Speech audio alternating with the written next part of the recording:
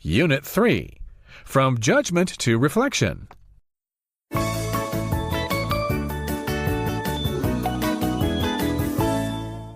Reading.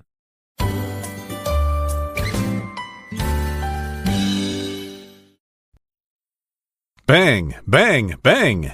The gunshots sounded close by as I entered the school. It was the first day of school, and groups of teenagers must have been sizing each other up.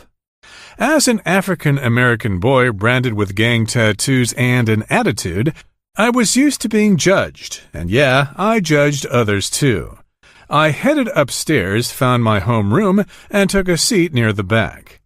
Some guys were throwing insults at each other while the drug addicts stared into space. Suddenly, a small woman walked in. Unaffected by the tension in the air, she strode purposefully and fearlessly to the front of the classroom.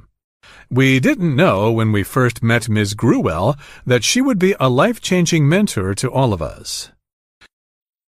Before Ms. Gruwell became our teacher, we were just kids trapped in racial battles and gang fights.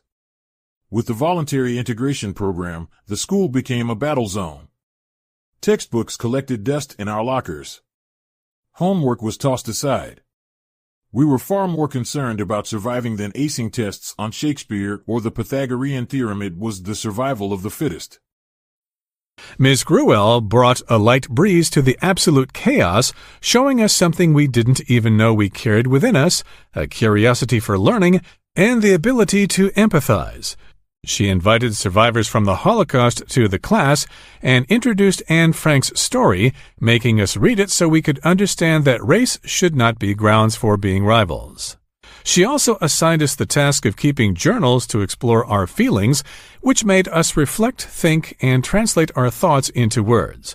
She made us realize that since we had all suffered trauma, we should have understanding and empathy for one another. Through her guidance, we came to learn that the sympathetic pen is mightier than the violent sword. She released us from our chains of hatred and led us to see our shared humanity. Others used to view us as aggressive students. However, thanks to Ms. Gruwell, we grew in ways we hadn't imagined before. We, once good-for-nothing troublemakers, blossomed into thinkers, dreamers, and writers. We started thinking about our feelings, daring to dream, and building bridges between ourselves. When I now read my journal from Ms. Gruwell's class, I see the progress I've made, the prejudices I've overcome, and all the new roads that appeared in front of me. Without Ms. Gruwell's help, we could never have changed and might even have ended up in prison.